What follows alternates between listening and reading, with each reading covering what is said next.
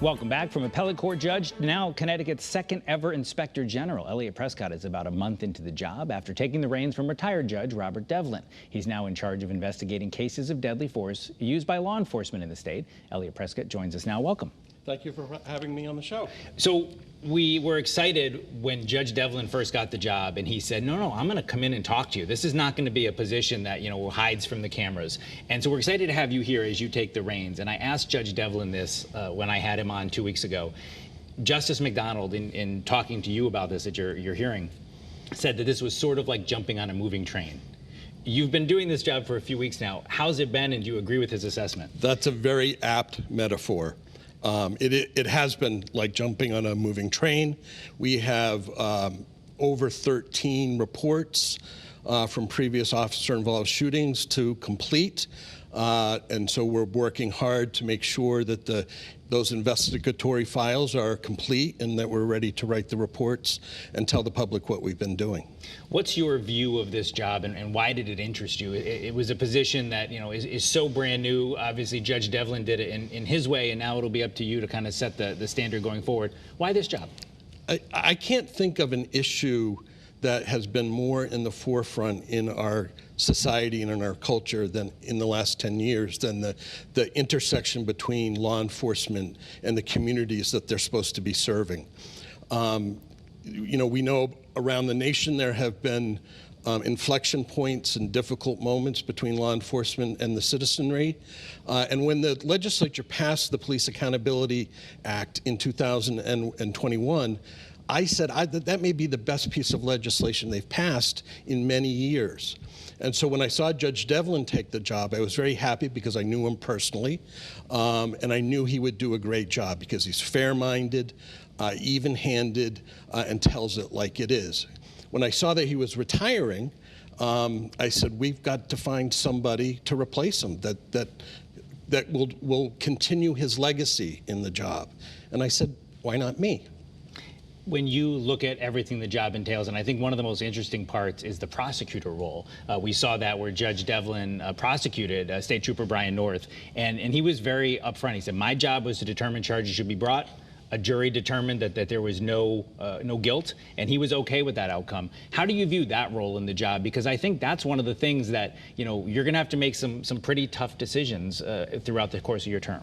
I think that's the right approach. I think you make a decision about whether or not the use of force was legally justified under any particular circumstance, and if you decide it was not, then your obligation is to bring charges and to see the case to an end.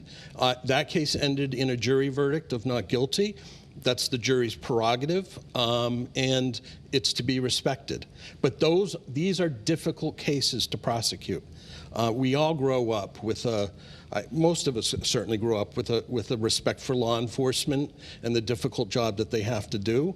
And I think the citizenry feels that way. And so it can be a tall task to prove beyond a reasonable doubt that a shooting was not justified. Certainly one thing that makes this job interesting is the body-worn cameras. I mean, we have police officers come sit in your seat on the show and they've got their camera on. With that video, it does sort of change the equation because while a camera certainly doesn't see everything, it does provide that unbiased witness to what occurred. Is that a key part of this role? It is. And these cameras, they tell us a lot. They don't tell us everything.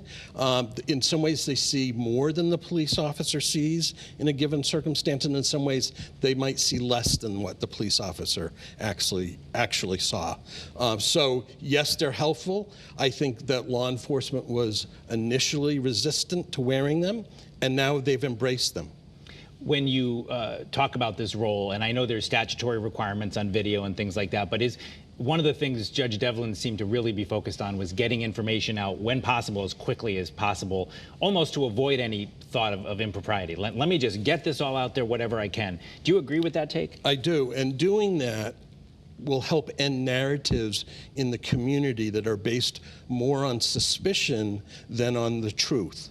And so if the public can see the body-worn camera very quickly before these things spiral out of control, that's to everybody's benefit. Well, and I know we show some of them on our news broadcast, but when you sit down and watch one of those, it's gripping to see what these police officers deal with, whether you think they were justified or not. The video is certainly something that has an effect on anyone who views it. Has that been your experience? It does. And one of the things I'm interested in doing is releasing the video in not just one straight clip of it, but maybe slowed down a little bit, because I think sometimes if the public watches one of these videos, it happens very quickly. It's difficult to tell what exactly happened. And if you're watching it on YouTube, for example, which is where we link to the reports, you don't necessarily have features that can put it into slow motion or cut the speed down to see some of the important details. You said that's one thing you just said that you'd like to do differently. Do you have some other thoughts on things we might see different from Inspector Prescott?